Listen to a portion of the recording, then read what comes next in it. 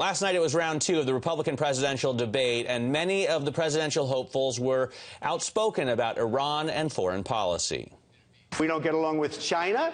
We don't get along with the heads of Mexico. We don't get along with anybody. And yet at the same time, they rip us left and right. They take advantage of us economically and every other way. If I am elected president on the very first day in office, I will rip to shreds this catastrophic Iranian nuclear deal. Should we cut up the agreement immediately? That's absurd. Wouldn't you want to know if they've complied? With us now from our Washington bureau is Bloomberg's World Affairs contributor and U.S. former Defense Secretary William Cohen. Bill, thank you so much for joining us this morning. What was your take on the presidential candidate's foreign policy views last night? Who do you think was right on the Iran issue? Well, first, they all deserve credit for standing there for 3 hours without a break. But secondly, I think you must be careful what you pledge during any campaign. I've always tried to give advice saying be careful what you promise during a campaign because, number two, if you are successful, you may have to break the pledge and then you undermine your own credibility. I think it is wise on the part of those to say, I'm going to think about it very seriously the first day I'm in office as to whether I want to take the risk of tearing something up without consulting with allies, without really plumbing the depths of what this would mean in terms of the consequences. So I think it's one thing to promise, I'll tear it up. It's another thing to say, what happens if you do tear it up? What are the consequences for the United States and our allies? And I think their caution is better be pursued by the candidates rather than any kind of a bombast or absolute ironclad, cemented pledge to tear it up. I think it's a mistake to do that. So I'd say those who urged some caution on it were in my judgment, were the winners. All right, so Rand Paul seemed to be the only one on stage urging caution, and he said he wants to keep to the agreement at least for the time being because he wants to check to make sure that Iran is complying with the agreement. Is this the kind of thing where we'll be able to know if they're complying each and every day or in the first week or first months? I mean, isn't compliance something that needs to be checked years after the agreement? That is one of the challenges. It was not only Rand Paul. I believe that Jeb Bush also urged some caution, as did John Kasich, that they would look at it very carefully before they would make a decision as to whether to tear this up.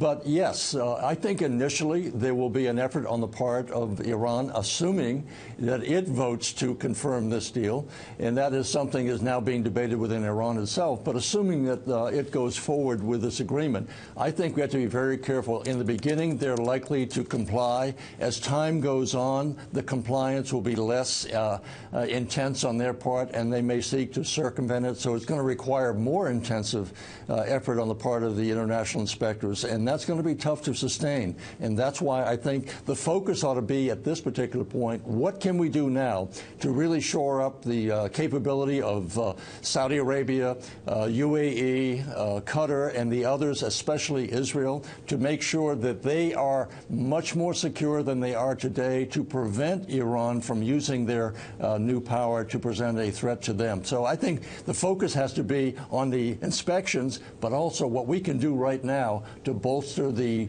capability of those Gulf states and Israel in the region. Bill, what did you think then of Lindsey Graham in the first debate arguing for a buildup, Carly Fiorina in the second debate arguing for a significant military buildup?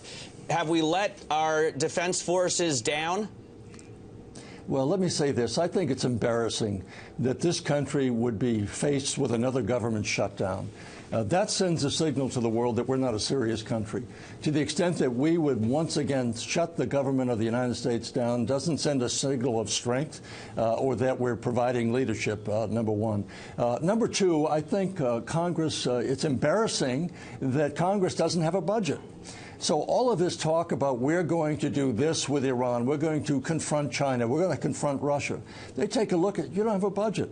You're going from resolution to resolution, and you really can't plan for building a strong military unless you have an agreement up on the Hill. So I think there's an embarrassment there that we don't have a budget and we don't have really a consensus on the way forward. And that's something that other countries are looking at. They're making their own assessments of U.S. leadership when U.S. the U.S. Congress can't reach an agreement on what needs to be funded, especially our military capability, especially our State Department, especially those programs dealing with the health and security of the people of this country. If we can't agree on that, then we're not going to be very successful in having a strong foreign policy, because we won't have the wherewithal to enforce any kind of strategy that we have. Got it. Thanks very much for that, Bill. Bloomberg's World Affairs contributor and former Defense Secretary Bill Cohen.